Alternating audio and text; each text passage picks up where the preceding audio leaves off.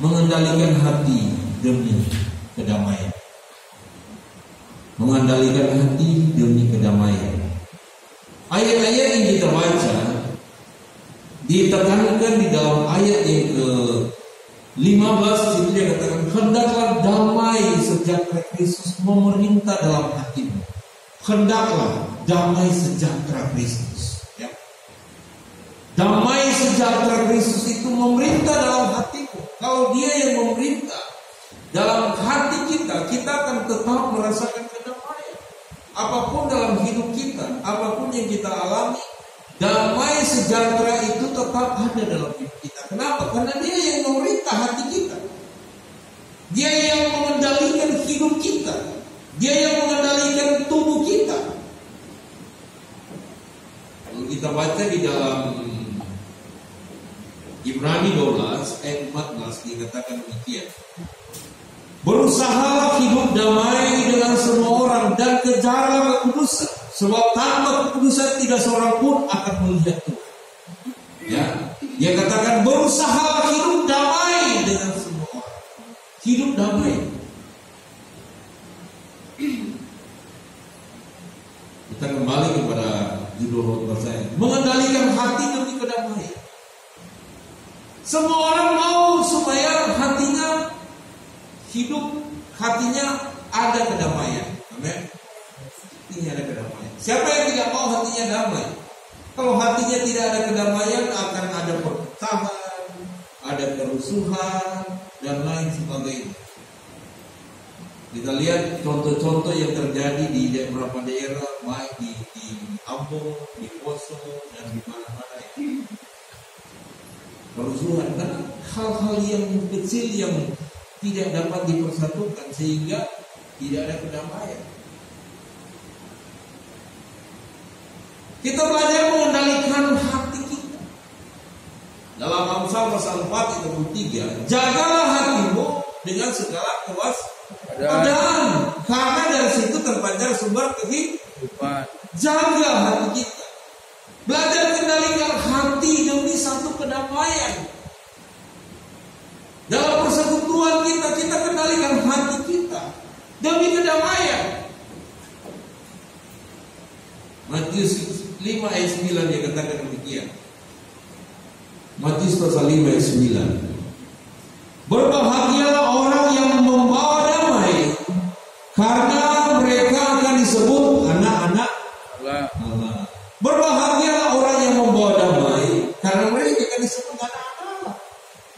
Jadi orang-orang yang membawa damai, orang-orang yang kemanapun dia pergi berada, membawa damai.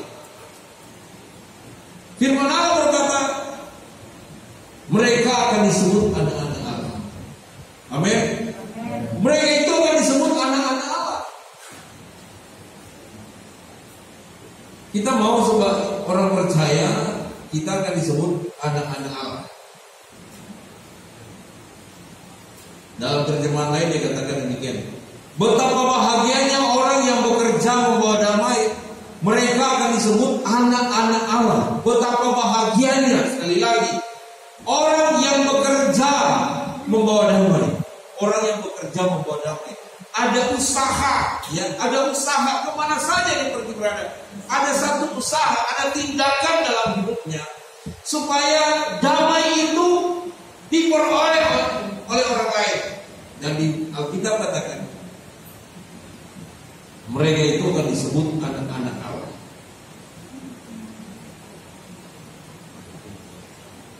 Ada berapa bagian yang saya akan sampaikan cara bersikap untuk dapat mengendalikan hati sesuai dengan pembacaan kita dalam Kolose pasal yang ketiga ayat 12 sampai ayat yang ke-15.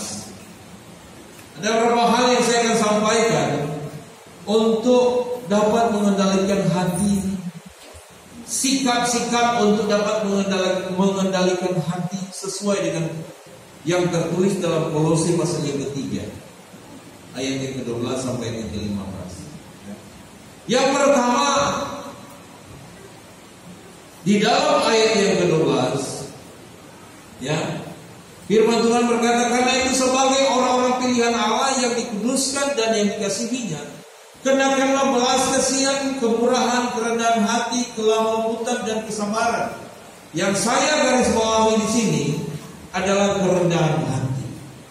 Sikap yang pertama yang harus kita miliki untuk mengendalikan hati kita, yang harus kita simpan dalam hidup kita, yang harus kita punyai dalam hidup kita. Yang pertama, kerendahan hati. Amin. Rendah hati. Firman Tuhan berkata dalam Mazmur pasal 22 ayat 6, orang yang rendah hati akan makan dan kenyang, orang yang mencari Tuhan akan memuji-muji Dia. Biarlah hatimu hidup untuk selamanya. Dia katakan, orang yang rendah hati akan makan dengan kenyang. Orang yang rendah hati.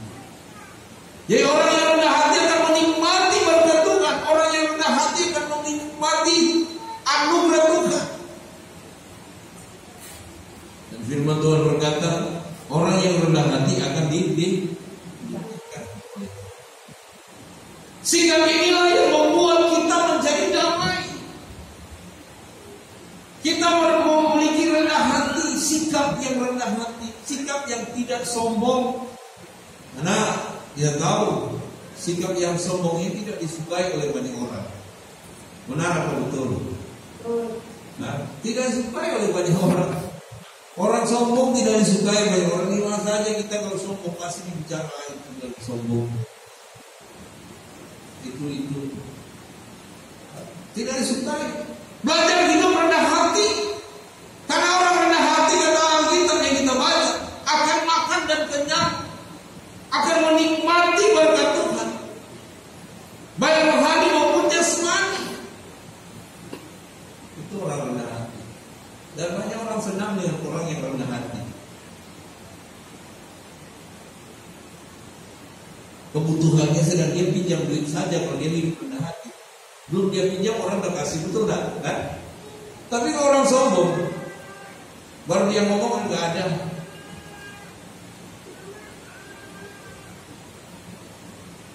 Baru dia ngomong enggak ada kok. Tapi kalau dia memang hidupnya rendah hati, kemana saja orang senang. Kenapa? Karena kita menjamin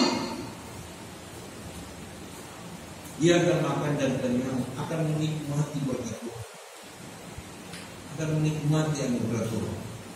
Yang kedua, sikap yang kedua di dalam mengendalikan hati sesuai dengan pembacaan kita hari ini dalam Kolose pasal 3 ayat 11-15. Yang kedua, yang tertulis dalam ayat yang ke-13, firman Tuhan berkata, sabarlah kamu seorang terhadap yang lain, dan ampunilah seorang akan yang lain apabila yang seorang menaruh dendam terhadap yang lain, sama seperti Tuhan telah mengampuni kamu berbuat juga demikian. Yang kedua yang saya akan sampaikan di sini adalah yaitu tentang sabar. Ya, sikap sabar ini yang kita sama-sama belajar. Sabar apabila sudah disakiti, sabar. Kita difitnah pun sabar. Yang kita tak lakukan pun disampaikan kepada orang lain, kita lakukan, sabar. Ya, yang tidak seperti itu kita lakukan lalu disampaikan, kita tetap sabar. Karena kita sudah tahu bahwa firman Allah berkata, Amsal 15 ayat 18. Amsal 15 ayat 18. Si pemarah membangkitkan pertengkaran, tetapi orang yang sabar memadamkan pertengkaran. Jadi orang yang sabar itu dia padamkan pertengkaran. Orang yang sabar itu, firman Allah berkata di dalam Amsal 16 ayat 32, orang yang sabar melebihi orang pahlawan. Orang yang menguasai dirinya melebihi orang yang merebut kaum. Orang yang sabar melebihi seorang pahlawan. Jadi kalau kita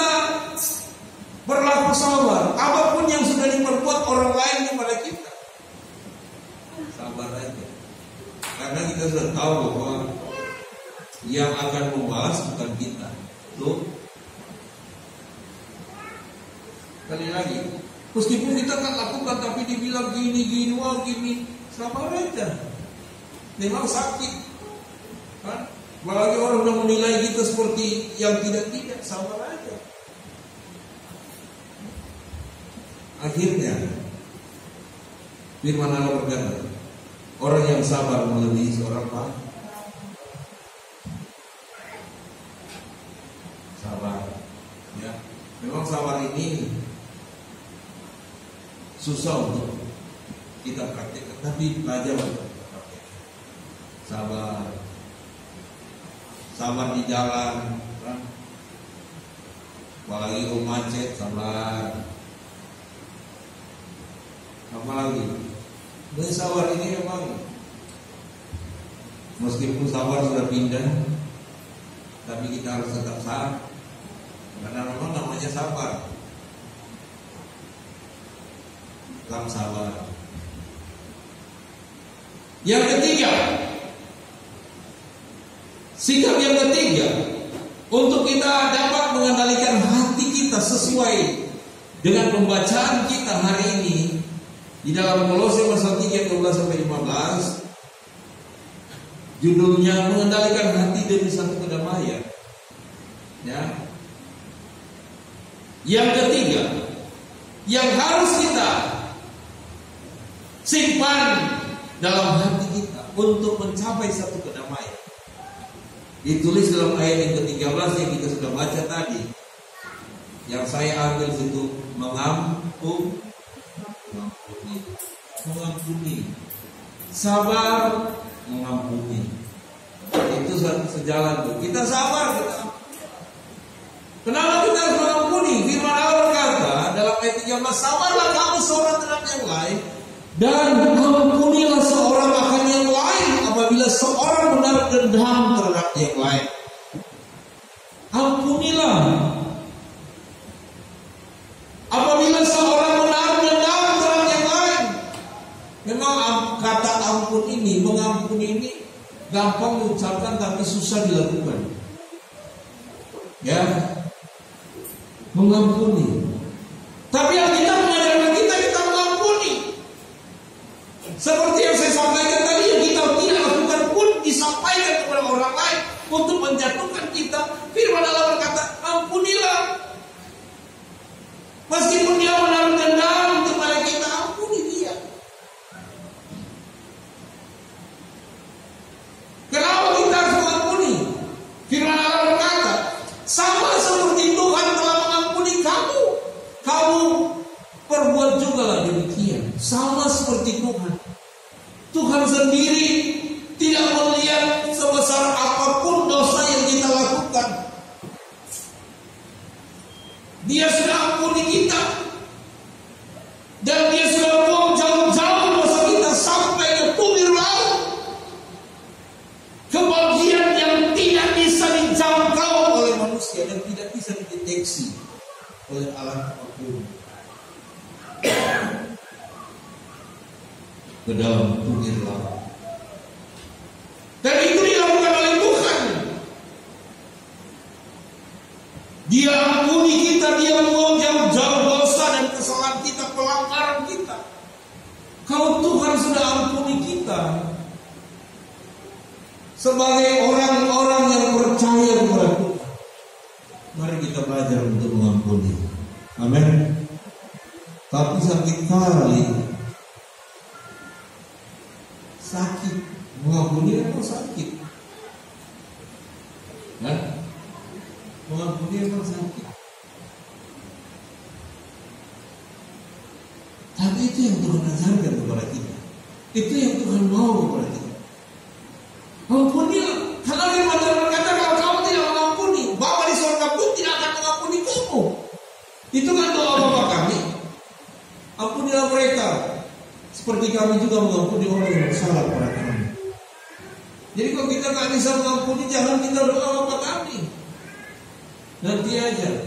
Dalam mengampuni itu jangan tunggu, langsung lakukan.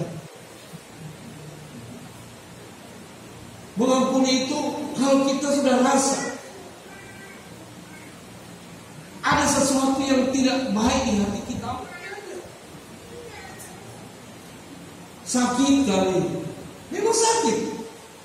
Kalau kita belajar dalam khotbah Yesus di atas bukit dalam Matius pasal 7, ya, kalau kita mau persembahkan satu korban datang kepada Tuhan, lalu kita teringat apabila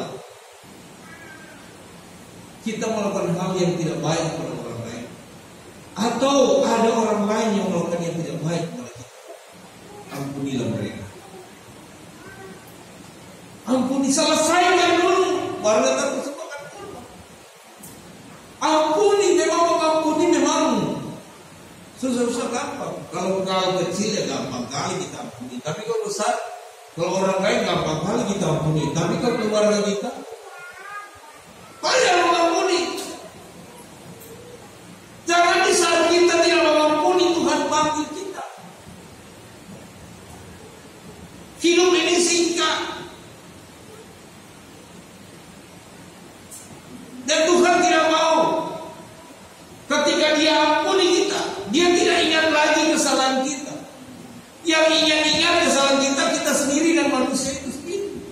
Tuhan ketika Dia buang jauh-jauh kesalahan kita, kata kita, Dia tidak akan ingat lagi. Amin. Ampunilah.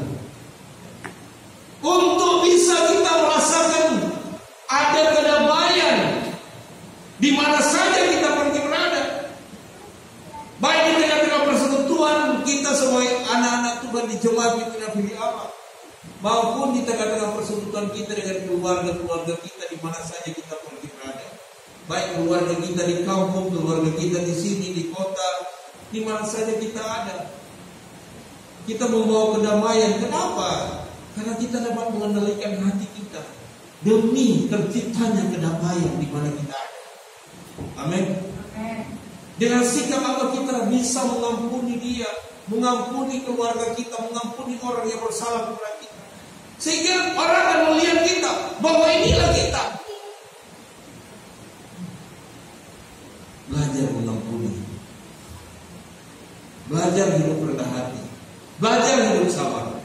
Dan yang terakhir, ya, yang terakhir yang harus kita miliki untuk dapat mengendalikan hati demi satu kedamaian, selain rendah hati, sabar, mengampuni. Kalau kita belajar tentang mengampuni, kita kembali pada hal mengampuni hal ketiga. Kita lihat Yusuf, ya, kisah tentang Yusuf. Sebelum kita masuk pada hal yang keempat, kita lihat kisah tentang Yusuf.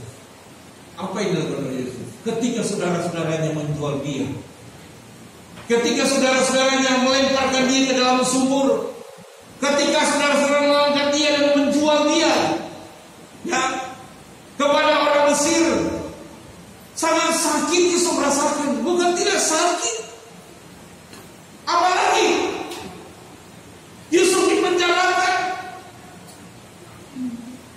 Bukan tidak sakit, Yusuf dilupakan. Tetapi lewat semuanya itu, kalau saudara baca, ketika Yusuf menjadi orang kedua di tanah Mesir, terjadilah kelaparan yang melanda. Orang-orang dari Kanaan datang, saudara-saudara Yusuf datang. Ketika mereka tahu bahwa itu Yusuf, mereka takut. Nanti Yusuf ini akan balas dendam, Yusuf ini akan membunuh kita. Tapi Yusuf berkata, meskipun saudara-saudara saya sudah menjual, sudah membuang saya, tapi inilah rencana Tuhan. Tuhan taruh saya di Mesir untuk apa? Dapat memelihara hidup keluarga-keluarga saya. Kata itu yang membuat hati saudara-saudaranya menangis. Mereka berteriak, mereka saling memeluk satu sama yang lain. Kenapa? Yusuf berani untuk menyatakan satu ampunan dalam hatinya. Sangat, bagi Yusuf itu sangat berat. Tapi itu yang Yusuf lakukan. Dia mau mengampuni. Amin. Sehingga waktu itu terjadi kedamaian, tidak ada kerusuhan di tanah Mesir. Meskipun orang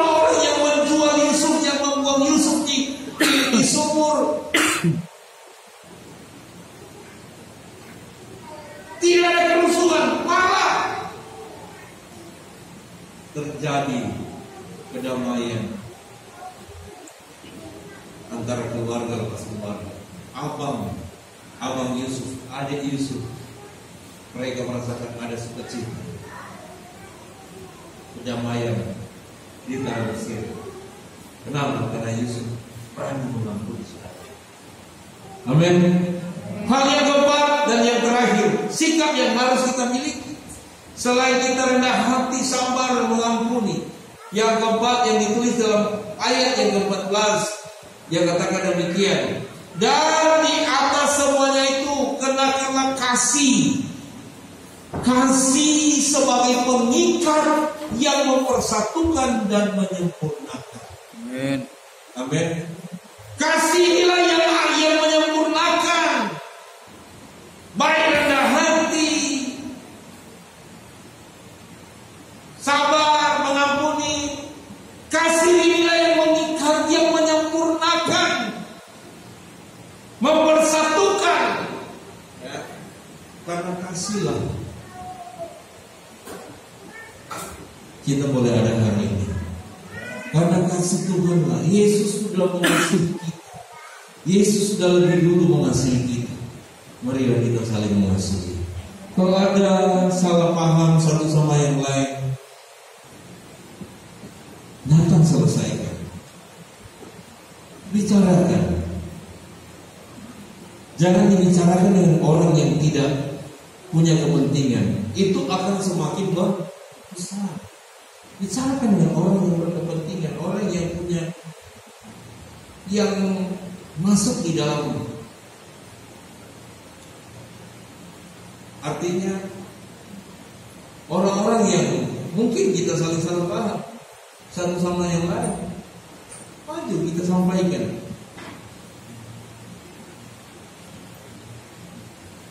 Kasih itu, karena firman Allah berkata, kasih menutupi banyak dosa.